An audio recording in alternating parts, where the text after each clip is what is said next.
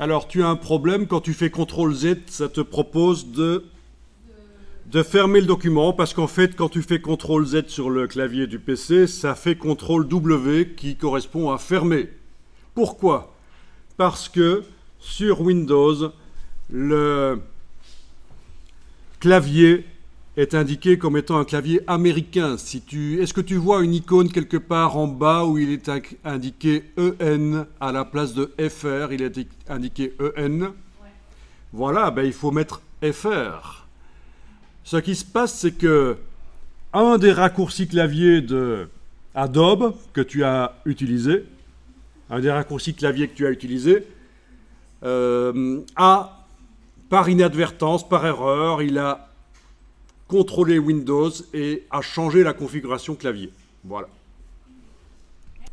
C'est quelque chose qui arrive souvent sur Windows. Alors ça arrive tellement souvent que j'ai fait une petite vidéo de 24 secondes dans laquelle j'explique comment désactiver la configuration clavier Windows en cas de conflit avec Adobe. Donc c'est-à-dire comment faire en sorte que le changement de clavier dans Windows ne puisse plus se faire par raccourci clavier, comme ça n'arrivera plus. Je vais rapidement passer ça, comme ça vous allez trouver ça. Je vais essayer de faire quelque chose de correct ici. Voilà. Voilà. Je ne sais même pas si je parle dans la vidéo, mais voilà. On va voir. Donc, clic droit sur la langue ici. Paramètres. Vous avez ici paramètres de touche avancée et modifier et non assigné. Voilà. Donc c'est la solution pour désactiver.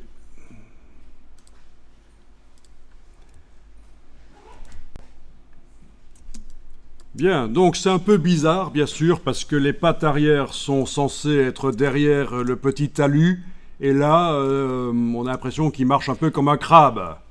Mais vous allez voir qu'on va pouvoir corriger ça, justement avec la marionnette. Donc, mais dans un premier temps, on va mettre ce calque-là et celui-ci dans un groupe où on va les mettre ensemble. Donc vous allez devoir les activer tous les deux. Clic et CTRL-clic sur le PC ou commande-clic sur le Mac. Et je ne clique pas sur la partie vignette, là, sur la partie... je clique là, à droite du nom. Voilà. Il faut arriver à activer ceci et ceci. Les deux. Puis, quand les deux sont activés, vous cliquez sur l'icône du dossier et vous avez... Il n'y va pas parce que j'ai oublié quelque chose, bien sûr. Ah, l'arrière-plan est verrouillé. Donc, avant ça... ah ben voilà, apparemment il s'est déverrouillé tout seul.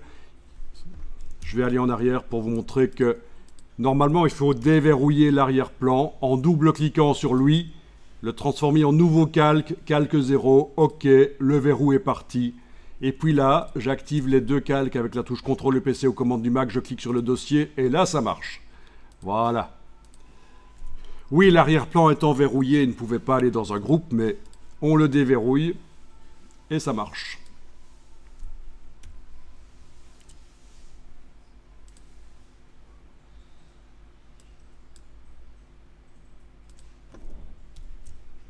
Enregistrer le fichier.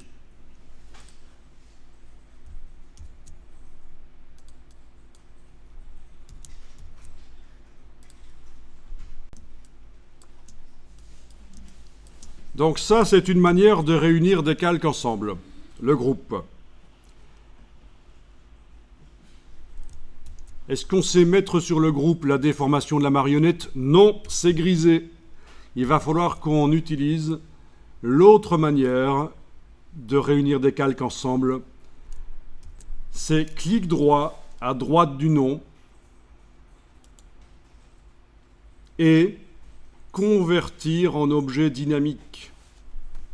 Bon, bien sûr, on retrouve ça également dans le menu calque en haut de l'écran. Objet dynamique convertir en objet dynamique.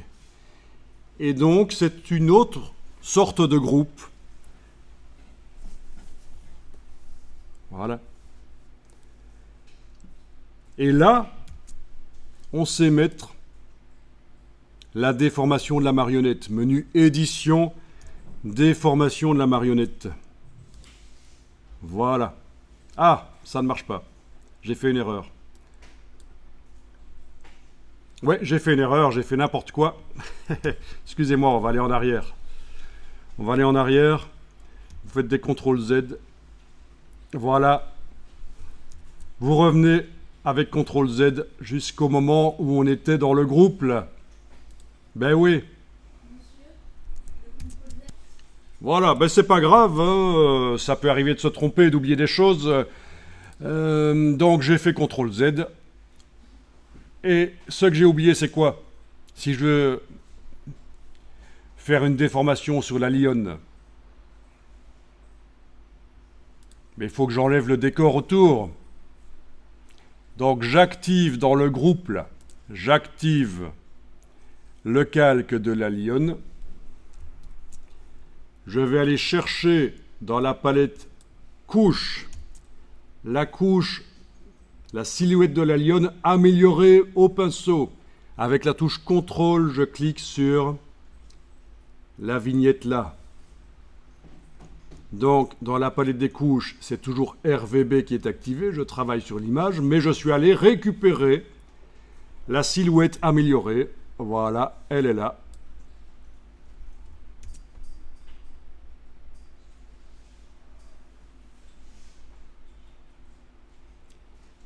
Et je vais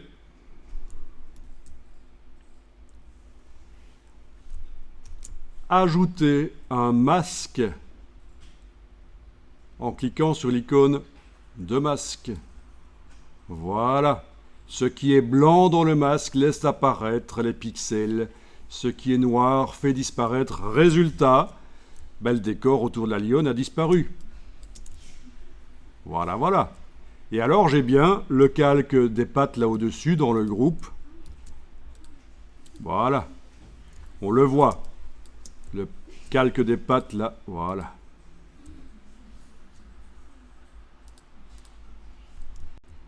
Là, je suis revenu en arrière sans que vous le voyiez et je n'ai pas encore le masque. Et alors, ce qui se passe chez toi, on va expliquer ce que c'est. C'est que quand tu vas récupérer la sélection avec la touche CTRL, déjà là, on voit qu'il y a un problème. Ça ne correspond pas. Pourquoi? Eh bien, c'est parce que à un certain moment du travail, et là je vais désélectionner, sélection, désélectionner. À un certain moment du travail tout à l'heure, quand tu étais sur la couche alpha, tu es allé avec l'outil de déplacement de pixels, modifier la position de la silhouette dans la couche alpha. Et donc ça ne correspond plus. Donc ce que tu peux faire pour essayer de récupérer le coup, c'est donc en ayant, et les autres ne font pas ça, uniquement elle qui a le problème, en n'ayant aucune sélection active sur l'image, tu actives dans la palette des couches la couche alpha, on la visualise bien sûr, et on va visualiser également RVB, l'image par en dessous, et avec l'outil de déplacement de pixels, en n'ayant pas de sélection, je rappelle, tu vas essayer de repositionner, même en zoomant éventuellement, pour être précis, tu vas essayer de repositionner la couche alpha correctement. Voilà. On enlève l'œil en face de la couche alpha. Quand c'est fait, on réactive le travail sur RVB. Donc sur l'image, on a le calque qui est activé, le calque de toute l'image en quelque sorte. On récupère la sélection avec la touche CTRL du PC aux commandes du Mac. On affiche le masque. On applique le masque. Et voilà, ça devrait aller. Alors bien sûr, j'aurais pu aussi déplacer la sélection en pointillé, c'était une autre solution. Dans Photoshop, il y a toujours plein de solutions. Ce qui caractérise Photoshop, c'est que c'est un logiciel extrêmement souple dans son fonctionnement. On peut arriver au même résultat par différentes manières.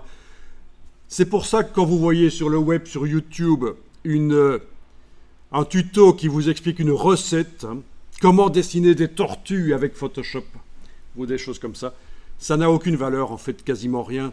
Ce qui compte, c'est d'apprendre le fonctionnement des outils, et puis après, vous, par vous-même, vous devez les combiner dans vos projets.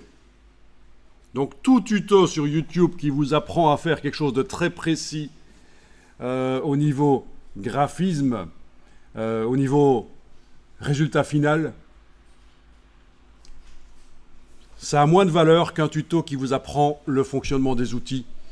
Un peu comme on fait ici, quoi. Alors vous pourriez dire, oui, mais là on est en train d'apprendre à faire une lionne sans son décor. Ben oui, mais sauf que ça pourrait être autre chose qu'une lionne, quoi. Ça aurait pu être un cheval, ça aurait pu être un aspirateur, ça aurait pu être autre chose. Voilà, c'est transposable. Donc méfiez-vous des choses sur YouTube ou les tutos sur le web qui ne sont pas transposables. Si on vous apprend à faire des tortues mais que vous ne pouvez pas le transposer à des chevaux ou à des chats, c'est foireux.